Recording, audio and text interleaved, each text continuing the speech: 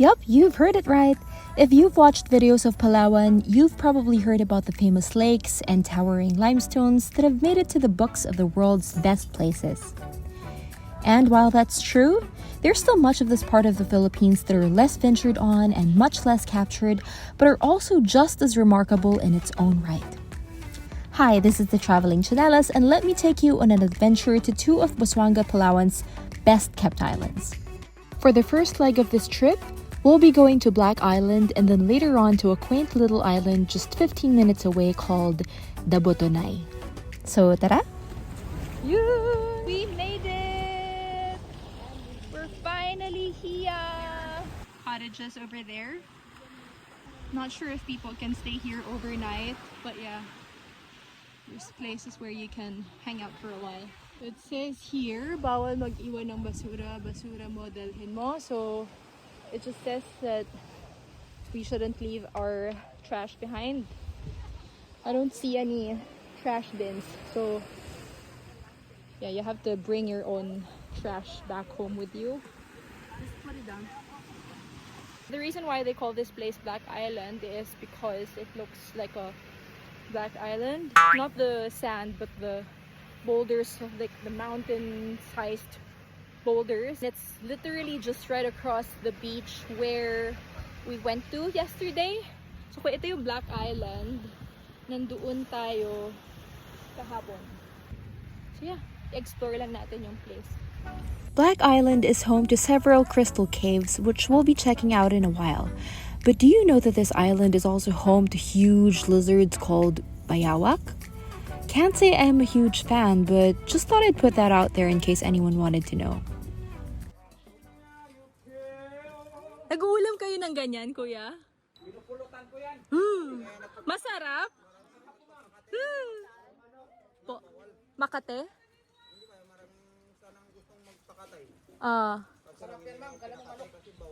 Pinagbawalan. Okay. Parang manok. Masarap pa yan sa manok. Ayoko, manok na lang ako. It's a baby one. Yung pagluto niyan, adobo sa gata. They've got a mini shop here too. So if you get hungry, you can buy from them. Available on GCash, ate? Ay, hindi po. Wala pa akong cellphone. Ay, ganun. Nag-iipon pa. Oh, I see. Pero may mga inumin po kayong binibenta, no? Yes. Patingin lang po. Ay, baka mabasag. Oh, may beer. Wow. Now, if you're looking for a restroom and a dressing room, they've got that here as well. Very organic. Very mindful. Very classy. Very island-like. Okay, so now we're headed to, I think, the cave. Obviously, it's over there. Papunta yung cave. I mean, dyan yung papuntang cave, and then this is the beach. Oh, look! Merong maliit na cave doon, no? But I don't think that's for anybody to get into. It's too narrow.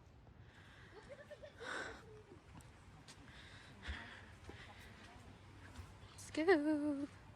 Oh, yeah. So we can bring. Okay, for future reference, if you ever come to this island, this note says alcohol is not allowed and drinking is definitely not allowed inside the cave. And now we come to this part of our trip, the cave. Look at that, look how massive it is.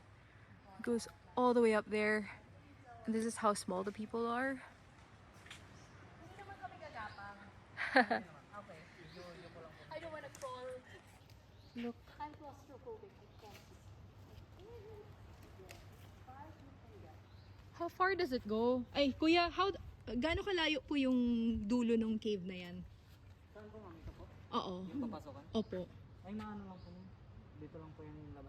Ah, dyan lang. Diyan din lalabas. Pwede po dito tayo mauna. Dito rin po tayo lalabas. Pero ikutan yan. May ano. Parang pag ano lang po.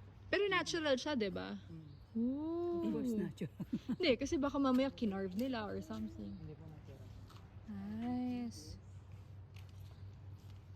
Look at that, oh. Hindi naman mahirap huminga sa loob. Why? Diba? Worry, ang Yeah, me too. I get panic attacks. And into the mouth of the cave we went. Crystal Caves, as it is officially known, actually has two parts. This portion right here, where it feels like I'm Aladdin signing my life away in the hopes of finding lost treasure, and the other one, which you'll see in a bit. Parang doon lang sa ano.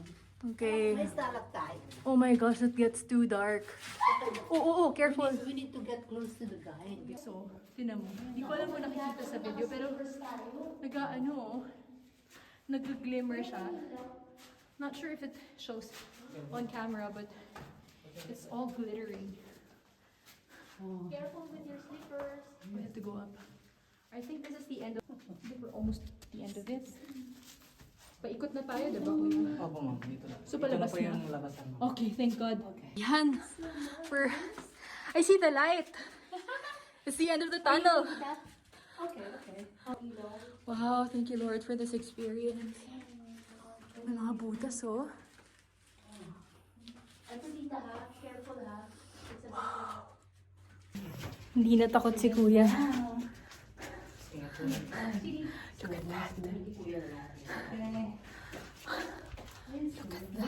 ma'am. Oh, careful! Careful. This is as natural as it can get. Can you take my picture? Salamat. Salamat kuya. Ay, sorry. Dito kami nang galing. After what felt like 20 minutes in the dark, we've descended into a less daunting and more charming portion of the cave. With natural pools of seawater collected by time, it was probably about 10 degrees colder than the water on the beach and was perfect to cool us down after a long day in the sun.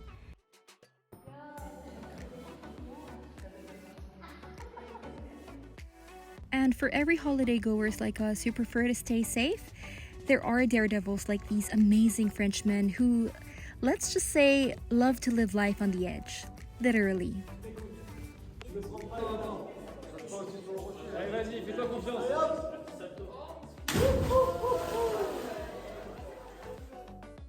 Welcome to my crib. This is my house from now on. I'm gonna start eating dessert and bats.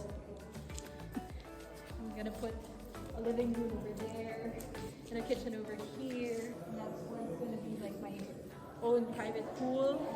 And then I don't need a bedroom because I can just lay down on the ground and that would be my life until I'm old.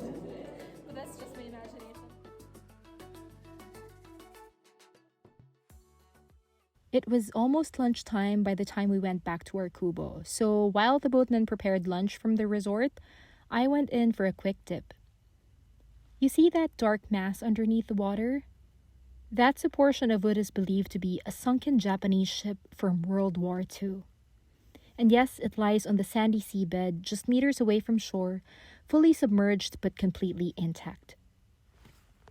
But enough about that, because at this point it was lunchtime. The resort loaded our pre-ordered lunch ahead of time as part of the island tour package, so all it took was a little table setup and for the fish to be grilled to perfection. Try the fish first. Let's see if it's good. They call it mangagat daw. Mangagat. But this time we're the ones biting it. You can use the sauce for the salad, I guess. You can use sauce. How's the fish? Up next, my favorite, the picturesque Dabotonai Island. If there is heaven on earth, this would be it.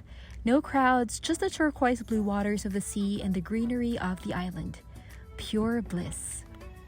So remember to like, subscribe, and share to see the second part of the series called The Underrated Side.